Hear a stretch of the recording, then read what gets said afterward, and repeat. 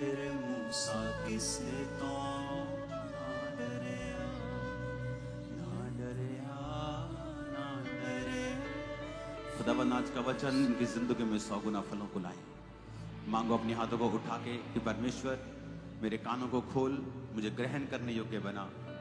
आज जो कुछ मैं सुन रहा हूं मैं इस पे फल लाऊं, ताकि मेरी जिंदगी फलों से भरी हो।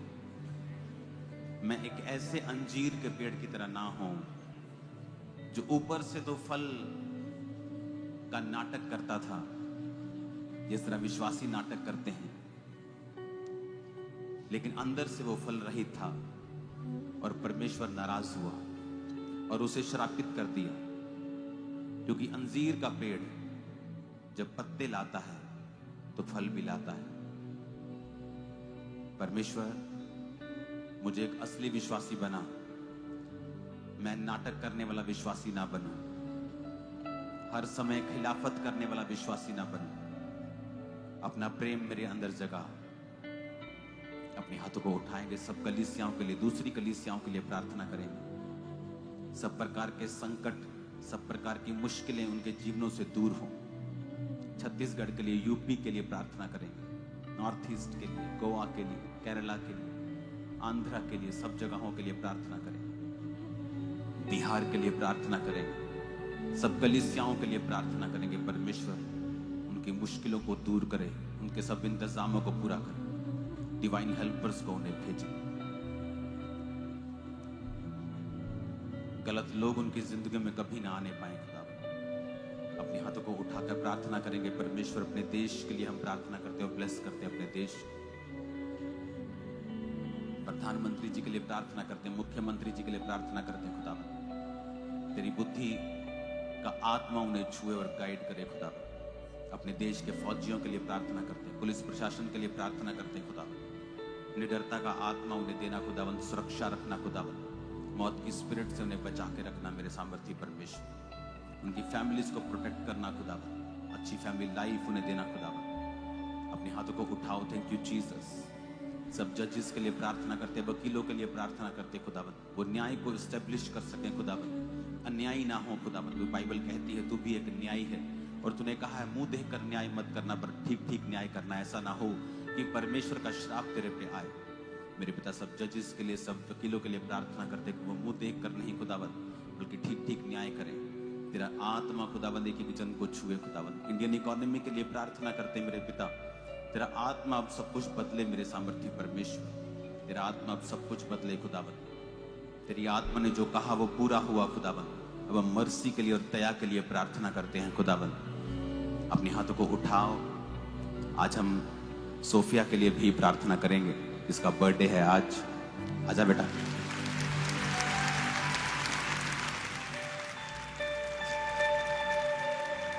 अपने हाथों को उठाओ। ये खुदावंद की बेटी है, क्योंकि परमेश्वर जो आपको बच्चे देता है ना, वो उसके अपने बच्चे होते हैं और वो आपको उनकी टेक केयर करने के लिए रखता है। तो मेरा बिलीव है कि आप लोग प्रार्थना करेंगे और परमेश्वर, मेरा विश्वास है कि इस साल से इसे प्रीचिंग के लिए भी इस्तेमाल करेगा। अपने हाथों को उठाओ, प्रार्थना करेंगे। परमेश्वर जिस तरह तूने इसे नाम दिया है सोफिया, जिसका मतलब है बुद्धि, और हमने वो बुद्धि की बातें देखी हैं खुदा, और ये एक बुलाहट है जो तूने इसे दी है मेरे पिता। आप शायद जानते नहीं होंगे कि जब मैं इसके लिए नाम सोच रहा था, तो जब लोग मेरे पास आते हैं कि मेरे बेटे का नाम रख दो, आत्मा 1 सेकंड में मुझे नाम बताता है, या मैं उनको बोलता हूँ ठीक है मैं प्रेयर करके बताऊंगा, और झट मैं उनको नाम दे देता हूँ। लेकिन जब इसका नाम रखना था तो जो स्पिरिट में नाम आया सोफिया, और मुझे ये नाम पसंद नहीं था, मैंने कहा सिंपल नाम है। तो मैं बड़ी कोशिश की, प्रेयर की, फाइंड किया, नाम ही नहीं मिल रहा था, क्योंकि परमेश्वर निर्धारित कर चुका था इसका नाम यही रखना है। और मेरा विश्वास है कि वो ईश्वरीय बुद्धि जब ये अपनी बुलाहट में आएगी, जब ये अपनी बुलाहट में आएगी, जब परमेश्वर उसको अपनी बुलाहट में पूरी तरह से लेके आएगा, तो वो मैनिफेस्ट होगा जो इसके नाम की भविष्यवाणी थी, वो जाहिर होगी क्यों थी। अपने हाथों को उठाओ,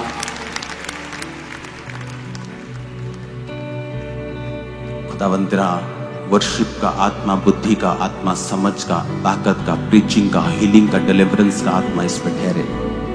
ले तुरे आ, ले तुरे आ, यहोवा मुसानो ले तुरे आ।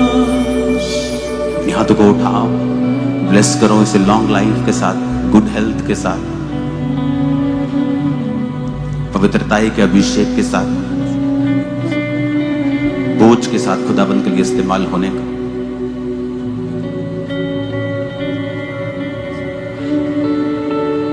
और खुदाबंद तेरे रास्तों को खोले और तुझे इस्तेमाल करे और तुझे प्रभावशाली बनाए, इन जीसस ने। अपने हाथों को उठाओ, अपनी होठों को खोलो। Thank you Jesus. आज जितना वचन खुदाबंद मैं सुनूं 100 गुना फलों को लेके आओ। उठाओ अपने हाथों को,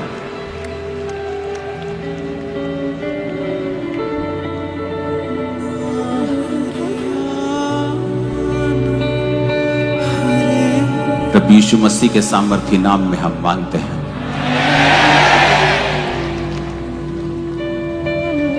मुझे आज भी याद है कि जब मेरे बच्चे मेरे पास पेपर्स लेके आते थे कि बाबा हमें 99 मिले, 98 मिले 100 में से, और एक दिन जब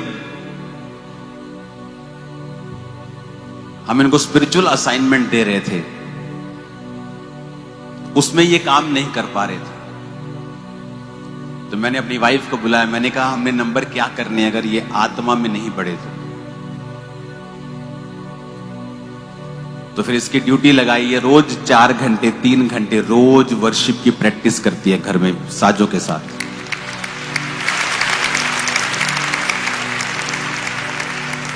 बाइबल कॉलेज के टीचर इसे बच्चों को स्पेशल बाइबल टीचिंग देने के लिए आते हैं रोज। आईसीएसई बोर्ड की ये पढ़ाई भी करते हैं। तो मैंने कहा मुझे 100 में से 95 चलेगा, पर आत्मा में तो बढ़ो साथ। मैं पढ़ाई के खिलाफ नहीं हूं, मैं खुद एक कंप्यूटर इंजीनियर हूं, लेकिन पढ़ाई सब कुछ नहीं है। पढ़ाओ, अच्छा पढ़ाओ, लेकिन स्पिरिचुअल चीजों के साथ कभी कॉम्प्रोमाइज मत करो। तो अगर आप आत्मा में कामयाब हो गए, स्पिरिचुअल कनेक्शन बन गया, आप दुनिया में कभी फेल नहीं हो सकते, कभी फेल नहीं हो सकते। अपने हाथों को उठाओ, बोलो आज जो कुछ मैं सुनूंगा, मैं वायदा करता हूं मैं दूसरों को बताऊंगा। मांगो ऊंची आवाज में।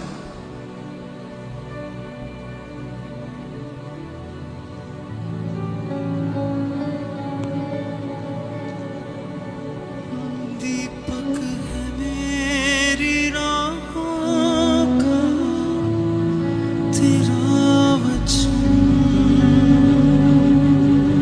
मुझे आला है निगाहों का तेरा वचन।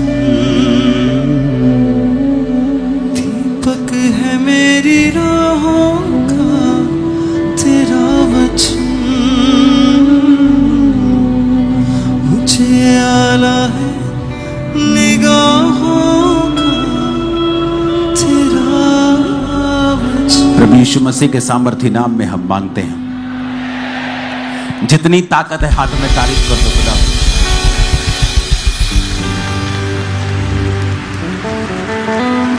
हालेलुया। यीशु मसीह ने कहा मैं ये चाहता हूं कि तुम फल लाओ और तुम्हारा फल बना रहे। आमीन। उसने कहा तुमने मुझे नहीं चुना। हम कई बार बोलते हैं कि मैंने परमेश्वर को ग्रहण किया। कहता नहीं, तुमने मुझे ग्रहण नहीं किया, तुमने मुझे नहीं चुना, मैंने तुझे चुना और ठहराया कि तू बहुत सा फल ला सके। आप जानते हैं परमेश्वर आपको क्यों चुनता है? चलो आप बताओ परमेश्वर आपको क्यों चुनता है? मान लीजिए आप एक बिल्कुल स्मॉल बैकग्राउंड से हैं, आम सी आपकी बैकग्राउंड है, आपका आम सा परिवार है, आपके आम सी जिंदगी है। क्यों परमेश्वर ने आपको चुना? आप जानते हैं वचन क्या कहता है? वचन ये कहता है कि परमेश्वर जानबूझ के आम लोगों को, तुच्छ लोगों को, गरीबों को, टूटे हुओं को चुनता है ताकि उन्हें एक गवाही बनाकर खड़ा कर सके कि इसकी जिंदगी में जो कुछ भी हुआ है मैंने किया है।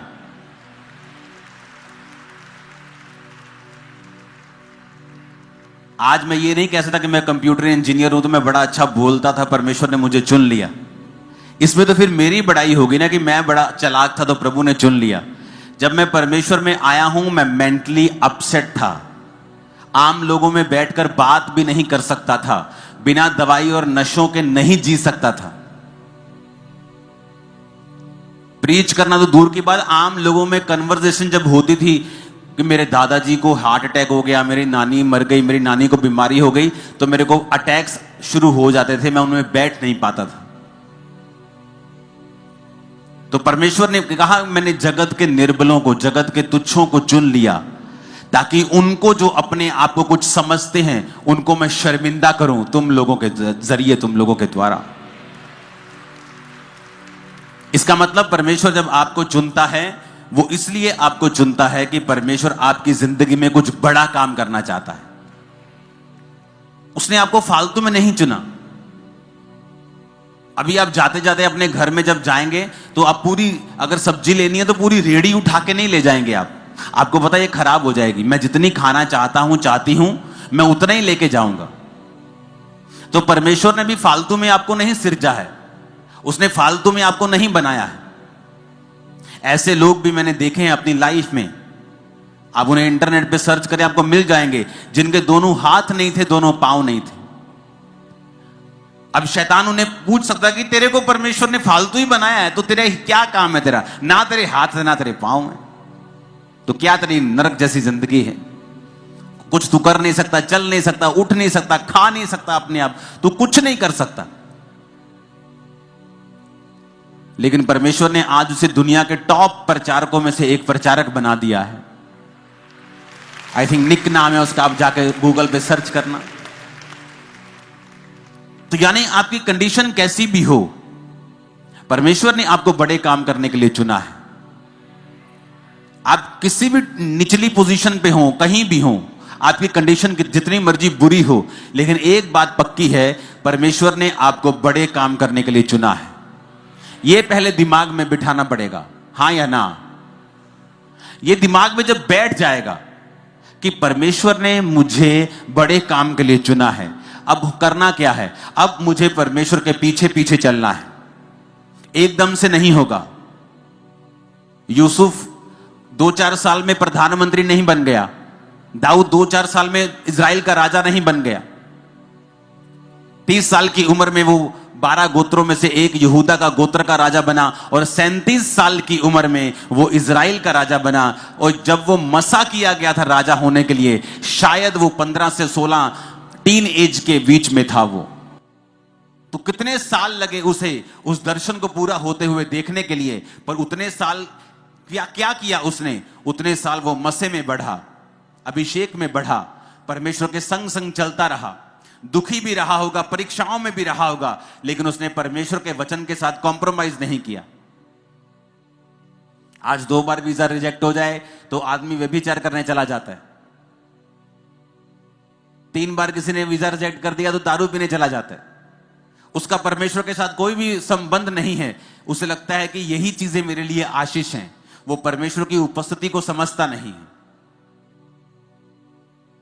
एक बात आपको दिमाग में रखनी होगी कि अगर परमेश्वर ने आपको चुना है तो उसने आपकी लाइफ में बड़े काम करने के लिए आपको चुना है, और वो कुछ बड़ा आपकी जिंदगी में करना चाहता है, इसमें कोई शक नहीं। अब परमेश्वर जा रहे थे और रास्ते में जब पेड़ दिखा अंजीर का, तो परमेश्वर ने कहा रुको, मुझे भूख लगी। और जब पेड़ के पास गए तो फल नहीं था, और वचन कहता है फल का समय नहीं था। फल का समय नहीं था तो परमेश्वर को बोलना चाहिए ठीक है, समय नहीं है। अब मैं सर्दियों में आम के पेड़ के पास जाऊंगा तो आम का पेड़ तो फल रहित होगा, तो मैं क्या कर सकता हूं? लेकिन बाइबल कहती परमेश्वर ने उस पेड़ को कहा सूख जा, अब से तेरा फल कोई ना खाए। क्यों? क्योंकि अंजीर के पेड़ की खासियत है जब वो पत्ते देता है तो फल भी देता है। तो वो धोखा दे रहा था, पत्ते तो दिखा रहा था दूर से कि दूर से पत्ते देके यीशु मसीह पास तो आए, लेकिन फल नहीं था। तो हमें ऐसे विश्वासी नहीं बनना है जिनका हालेलुया आमीन तो ऊंचा हो, लेकिन अपने कर्मों से वो हालेलुया और आमीन का इनकार कर रहे हो। कि मुंह से तो हालेलुया ऊंचा है कि यहोवा की स्तुति हो, लेकिन अपने कर्मों से वो शैतान की स्तुति कर रहे होते हैं। अगर यहोवा की स्तुति हो तो व्यभिचार तुम्हारी जिंदगी में फिर क्या कर रहा है? चोरियां तुम्हारी लाइफ में फिर क्या कर रही हैं? निंदा चुगली तुम्हारी लाइफ में फिर क्या कर रही है? अगर यहोवा की स्तुति हो, अगर हालेलुया बोलना है तो अपनी जिंदगी को हालेलुया के जैसा करना भी है। कि जब परमेश्वर तुम्हारा हालेलुया और आमीन देखे, तुम्हारी प्रार्थना को सुनकर तुम्हारे पास आए, तो उसे तुम फेक पेड़ की तरह ना दिखाई दो कि जिसके पत्ते तो हैं, जो ऊपर से अपने आप को धर्मी तो दिखा रहा है लेकिन अंदर से धर्मी नहीं है। हालेलुया। अब आपको यह समझ आ गया कि परमेश्वर ने मुझे चुना है, मैंने उसे नहीं ग्रहण किया, उसने मुझे चुना है और इसलिए चुना है। प्रभु कहता है मैंने तुम्हें चुना है और ठहराया है कि तू बहुत सा फल लेके आए। अब हो सकता है परमेश्वर ने आपको, क्योंकि दो तरह के बुलाहट परमेश्वर आपको देता है। पहली बुलाहट सबकी एक है जो मत्ती में लिखा है कि जाओ और सब जातियों को चेला बनाओ और सुसमाचार सुनाओ। अगर आप डॉक्टर हैं आपकी बुलाहट यही है, अगर आप इंजीनियर हैं आपकी बुलाहट यही है, आप एक रिक्शा वाले हैं आपकी बुलाहट यही है। सबकी बुलाहट है कि जाओ और सब जातियों को चेला बनाओ और उन्हें बाप बेटा पवित्र आत्मा के नाम से बपतिस्मा दो। सबकी बुलाहट है ये। कोई नहीं कह सकता कि मैं बिजी हूं, मैं बिजनेसमैन हूं, मेरी वाइफ करती है, कोई नहीं कह सकता, क्योंकि ये परमेश्वर का हुक्म है। दूसरी बुलाहट है कि परमेश्वर ने आपको इस दुनिया में काम करने के लिए भी भेजा है। दूसरी बुलाहट यानी आपकी पहली बुलाहट सुसमाचार की है, उसको सपोर्ट करने के लिए परमेश्वर आपको बिजनेस देता है, किसी को जॉब देता है, किसी को कोई काम देता है, वो आपकी दूसरी बुलाहट है। आप डॉक्टर हैं, इंजीनियर हैं, बिजनेसमैन हैं, आप किसी कंपनी में हैं, वो आपकी दूसरी बुलाहट है। लेकिन पहली बुलाहट सबकी एक है कि उन्हें परमेश्वर का काम करना है। और तब जब हम परमेश्वर के संग चलना शुरू करते हैं और में ये वचन समझ आता है, क्योंकि अगर वचन समझ में आ जाए ना, वचन अगर खाने पड़ जाए और अंदर स्पिरिट में हम इसको लेकर खा लें। यहोजकेल की पुस्तक में लिखा, परमेश्वर ने कहा इस पुस्तक को ले और इसे खा जा इसे, आंतड़ियां इस भर ले अपनी और इसे पचा ले। लिखा वो पुस्तक उसके मुंह में शहद के समान मीठी लगी। क्यों कहा परमेश्वर ने ऐसा? क्योंकि वचन को समझना और उस पर मनन करना, मनन का मतलब है अपना ध्यान उस पर लगाना कि प्रभु मुझसे कहता है। मैं लाखों की भीड़ से बात नहीं कर रहा हूं, मैं आपसे कर रहा हूं। प्रभु मुझसे ये कह रहा है कि मैंने तुझे चुना है और ठहराया है कि तू बहुत सा फल, यानी तेरी जिंदगी में बड़े अच्छे अच्छे रिजल्ट होंगे जो मैं तुझे दूंगा। प्रभु मुझसे कह रहा है और वो आपसे कह रहा है। क्या वो झूठ बोलता है?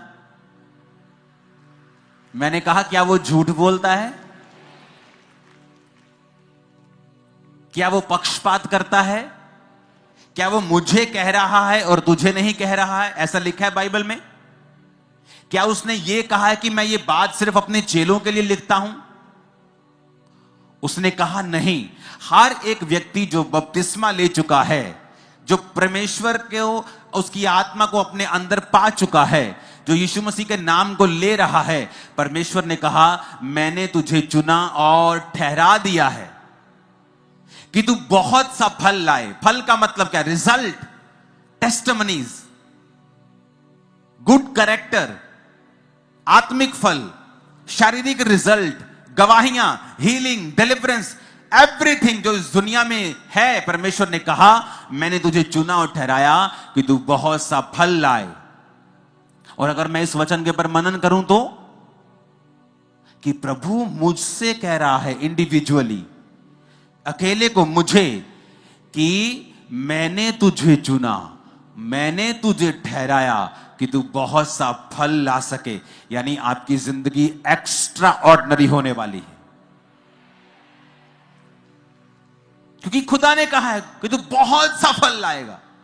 उसने ये नहीं कहा तू ठीक ठीक फल लाएगा, तू थोड़ा थोड़ा फल लाएगा, तू गुजारे योग्य फल लाएगा। उसने कहा तू बहुत सा फल लाए, तू इतना फल लाएगा।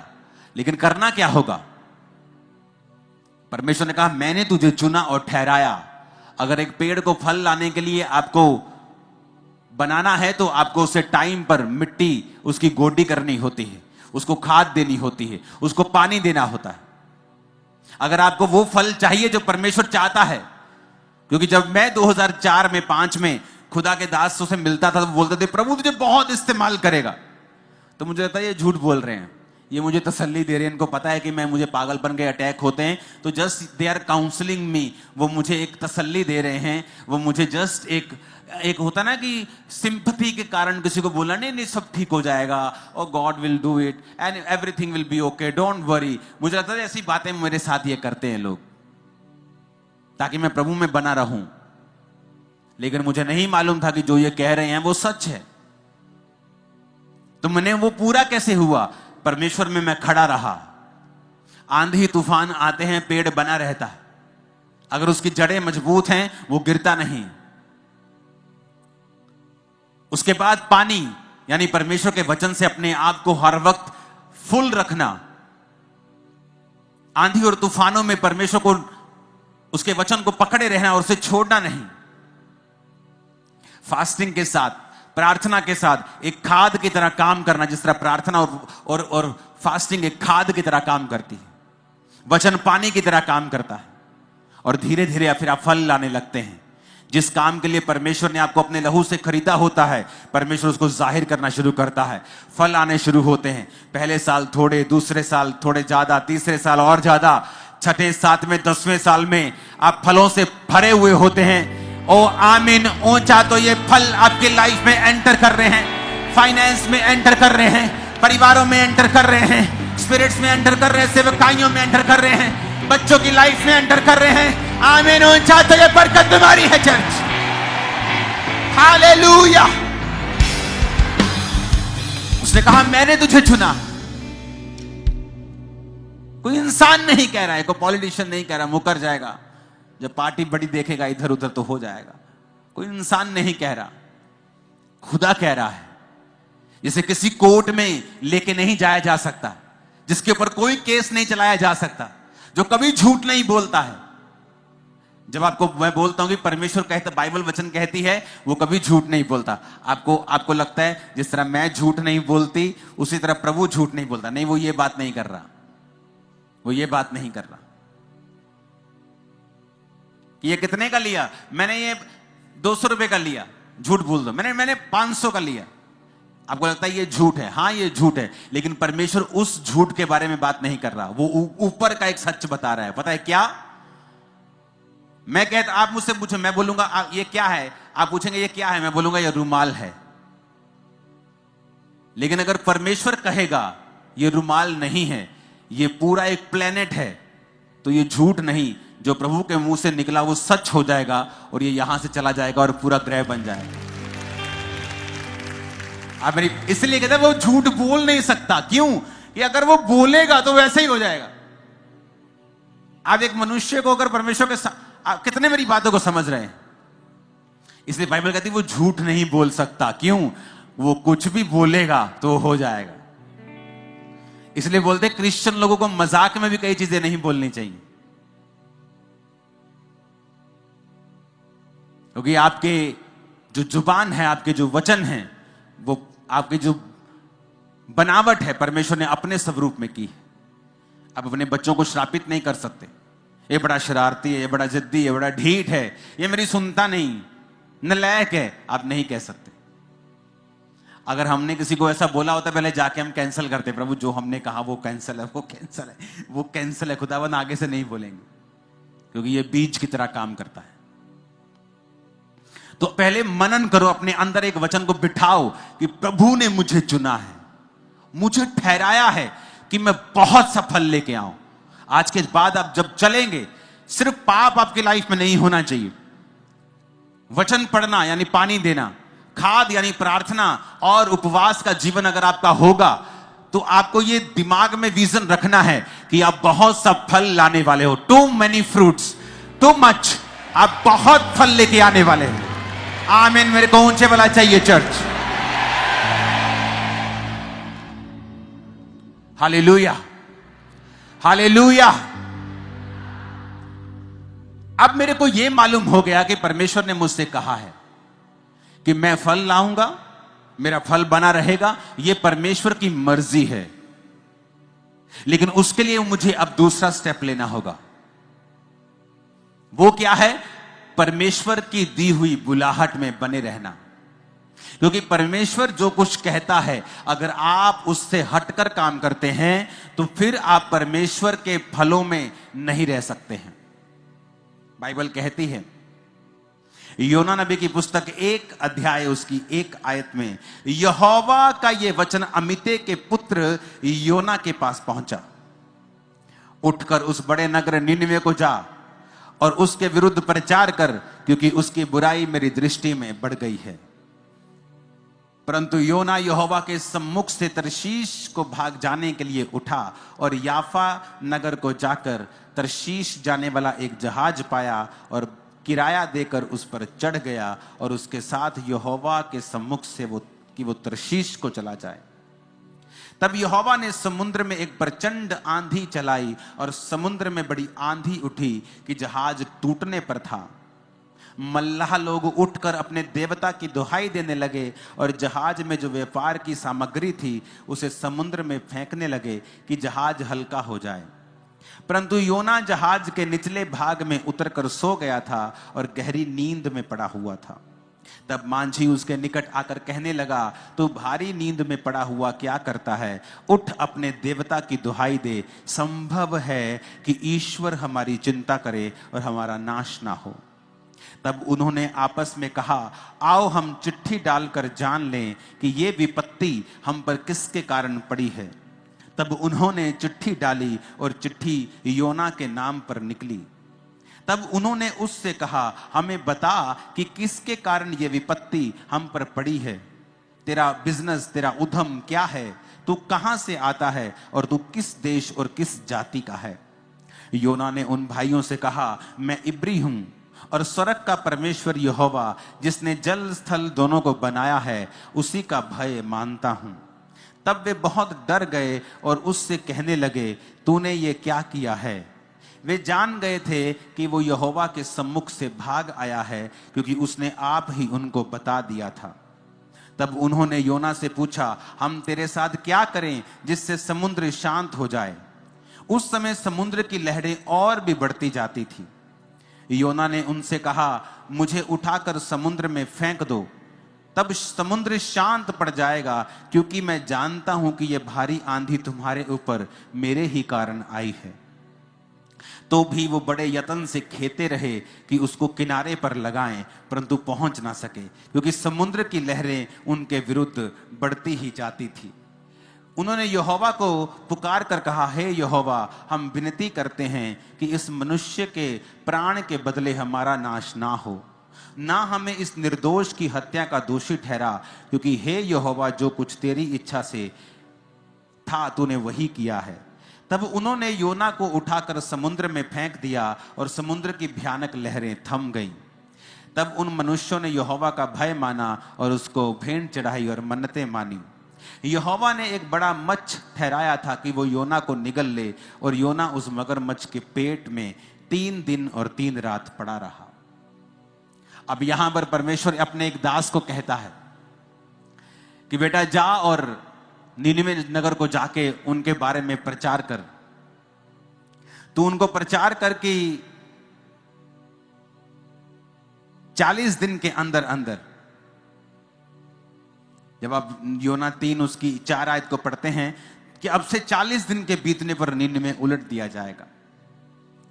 कि परमेश्वर कहता है कि जा बेटा प्रचार कर ऐसे देश में जाके जो मुझसे मुकर गए हैं, और जा और उनको बता कि वो मन फिराएं और अपना प्रचार कर। और वचन कहता है कि योना यहोवा के सम्मुख से किसी और शहर को भागने के लिए चला, किराया देकर एक सुंदर से क्रूज शिप में चला गया कि चलो नजारे लेंगे, समुद्र के नजारे लेंगे। कौन सेवा करता फिरेगा, ये लोगों के पास जाएंगे, ये लोग सताएंगे मुझे।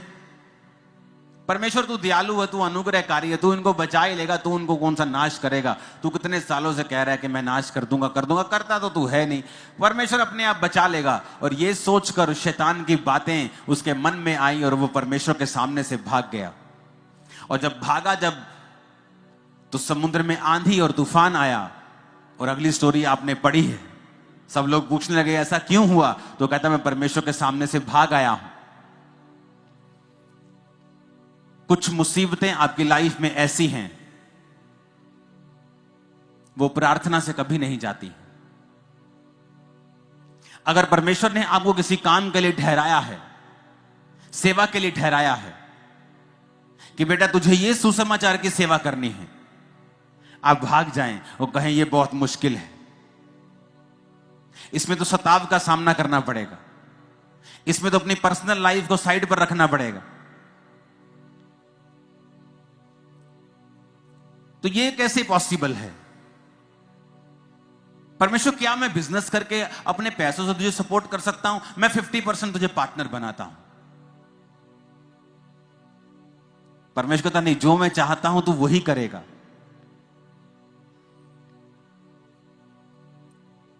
इमेजिन करो, जब उसने दिमाग में सोच लिया कि मैं नहीं जाऊंगा, मैं प्रचार नहीं करूंगा, उसे कुछ नहीं हुआ, बल्कि उसे और रिलैक्स फील हुआ होगा। हाँ रिलैक्स, मजा आ गया, थोड़ा बोझ कम हुआ।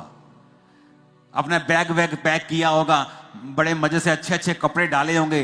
क्रूज शिप पर भाड़ा किराया पड़ा है, क्रूज शिप पर गया, भाड़ा वगैरह दिया, बड़ा शिप था, वहां सामग्री भी थी, लोग भी थे, आराम से जाके सोया हुआ है कि जान छूटी।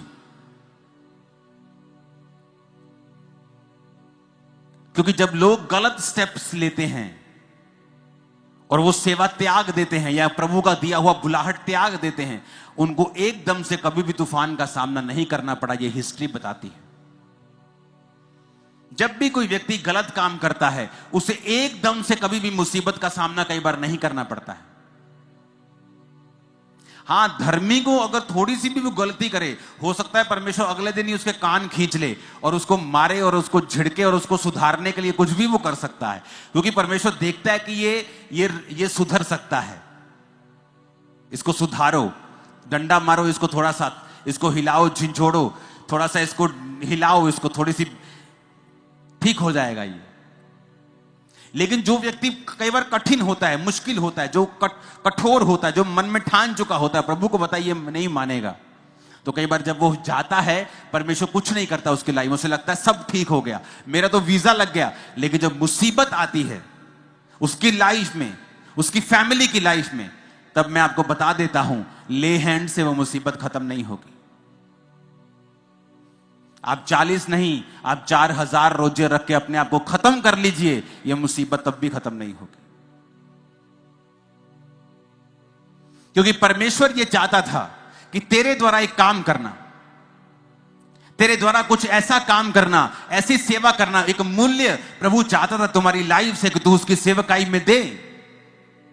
उसके बदले में वो तुझे ब्लेस रखता, तेरे परिवार को ब्लेस रखता, सब कुछ अच्छा होता, समय पर तुझे सब कुछ मिल जाता।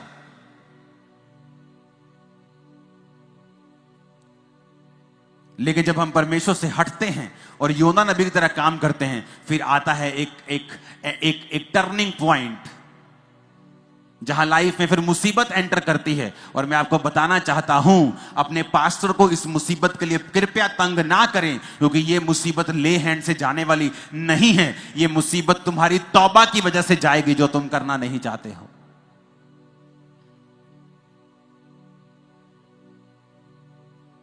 योना कहता, प्रभु अगर आप 2 बाब पढ़ेंगे ना, तो लिखा, जब मैं समुद्र की तह तक चला गया, पानी मेरे ऊपर था और मैं मूर्छा खाने लगा, मैं पहाड़ों की जड़ तक जब पहुंच गया, तब मैंने यहोवा की दुहाई दी और उसने एक मगर को भेजा, एक मच्छी को भेजा, जो उसने मुझे निगल लिया। पेट के अंदर पड़ा पड़ा वो 3 दिन रात परमेश्वर की दुहाई देता रहा और परमेश्वर के उस मच्छ ने उसको निगल दिया। हालेलुया।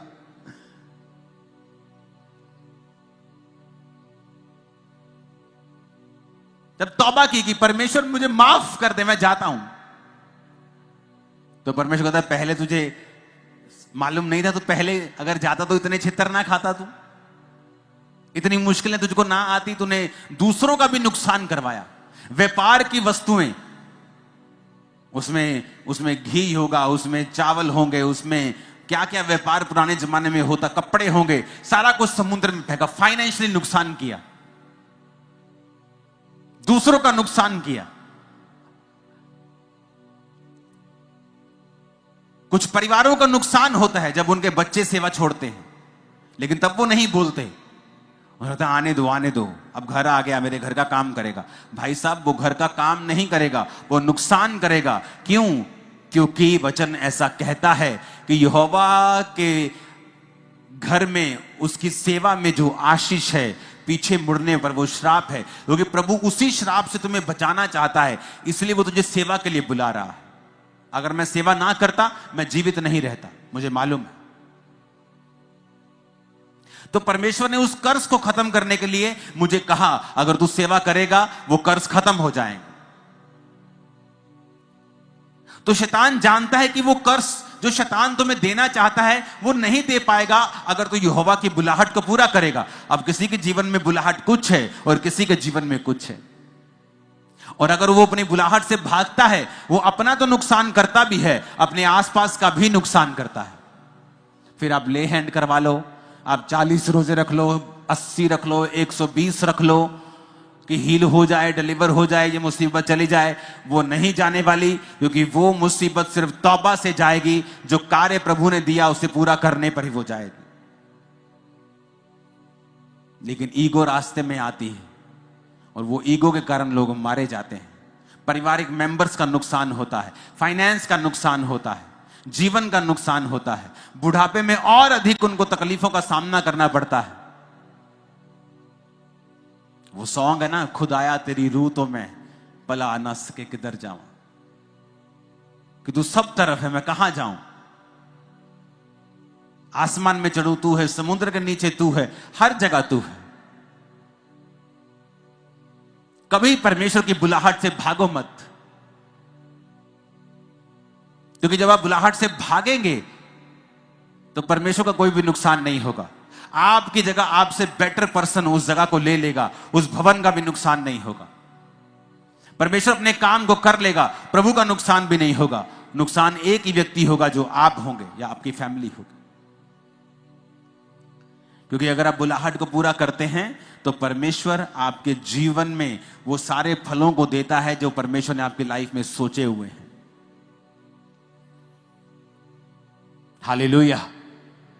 कितने मेरी बातों को समझ रहे हैं? अपने हाथों को उठाओ, ये सॉन्ग गाना, ये खुदाया तेरी रूह तो। उठाओ अपने हाथों को, हिलाओ। खुदाया तेरी रूह तो मैं पला नस के किधर जावा, हजूरी तेरी तो छिप के मैं केरी तरफ नू नसा।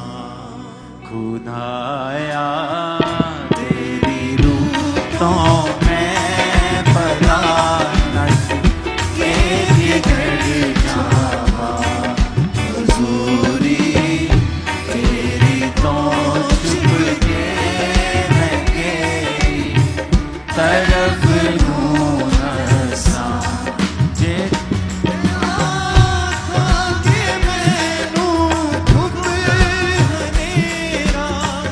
हुण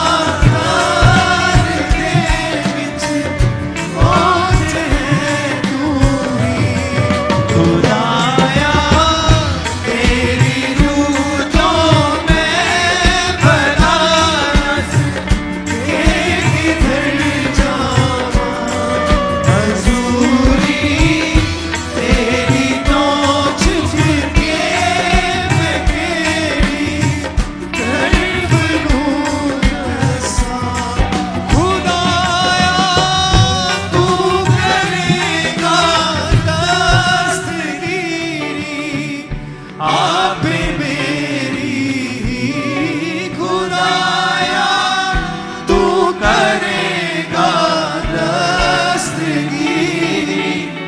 आप मेरी तेरा हाथ सच्चा उस पाताल दे विच होवे मदद मेरी। तेरा हाथ सच्चा उस पाताल दे विच होवे मदद मेरी। अपने हाथों को उठाओ। मेरी ये प्रार्थना है, आप इन फालतू मुसीबतों में जो खुदा से दूर जाने पर मिलती हैं, कभी भी उनमें फंसने ना पाए, ना आपका परिवार कभी फंसने पाए। और खुदा ने जो आपको आज रेमा वचन दिया है कि मेरी बेटी, मेरे बेटे, मैंने तुझे चुना है और ठहराया है कि तू बहुत सा फल लेके आए और तेरा फल बना रहे। आज से आप रोज मनन करेंगे कि खुदा ने डायरेक्ट मुझे चुना है,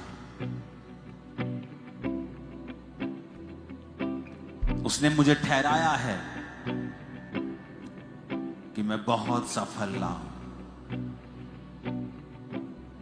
यानी मेरा जीवन फलों से लदा हुआ होगा, जीवन की हर अच्छी वस्तु से लदा हुआ होगा, क्योंकि वचन कहता है कोई भली वस्तु वो तुझसे रख ना छोड़ेगा,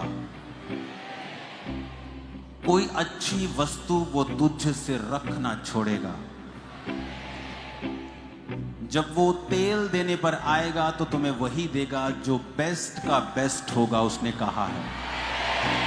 यानी तुम्हारी जिंदगी की जो आशीषें होगी वो नॉर्मल और आम लोगों से कहीं अधिक ज्यादा और बेस्ट होंगी।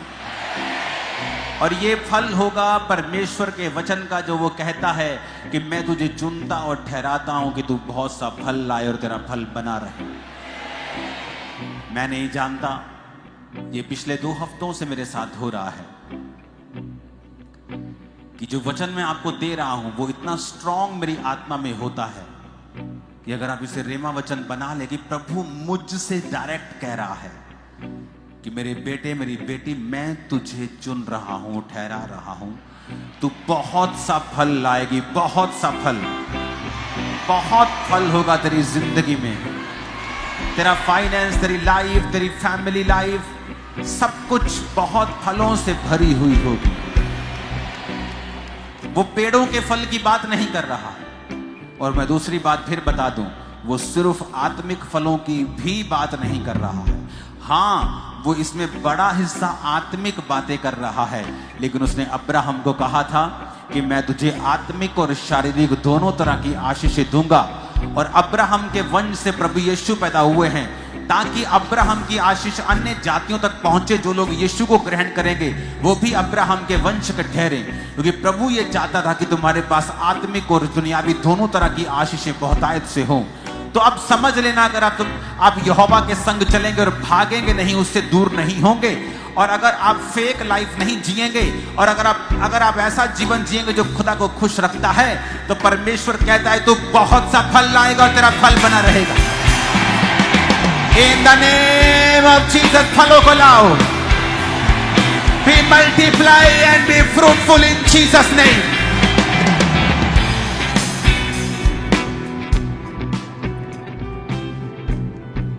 मैं आत्मा में देखता हूं जिस तरह अंकुर फूटते हैं, उसी तरह मैं आपके जीवन में उन डालियों को फूटता हुआ देख रहा हूं जो फलों में परिवर्तित हो जाएंगे। जब फलों में परिवर्तित हो जाएंगे यीशु मसीह के नाम में, यहोवा उठ खड़ा होगा। वो उठ खड़ा होगा और खुद न्याय करेगा। वो उठ खड़ा होगा और खुद जज करेगा। वो उठ खड़ा होगा, मैंने कहा, वो उठ खड़ा होगा, मैंने कहा। छत्तीसगढ़, मध्य प्रदेश, खुदा कहता है मैं उठ खड़ा होऊंगा और खुद न्याय करूंगा। Hallelujah, hallelujah.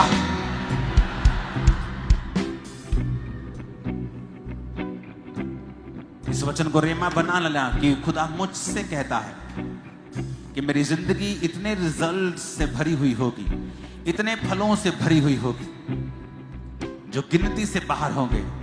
रखने की जगह ना होगी, उसने कहा मैं तुझे इतनी आशीष दूंगा। अंगीकार करो, आई एम ब्लेस्ड। जो कुछ भी आपका है उसका नाम लेकर उसे ब्लेस करो। अंगीकार करो, बच्चों के लिए, फाइनेंस के लिए, नौकरी के लिए, जो फाइनेंस, जो काम आप करते हैं, सेवकाई जो आप करते हैं, सब चीजों को ब्लेस करो।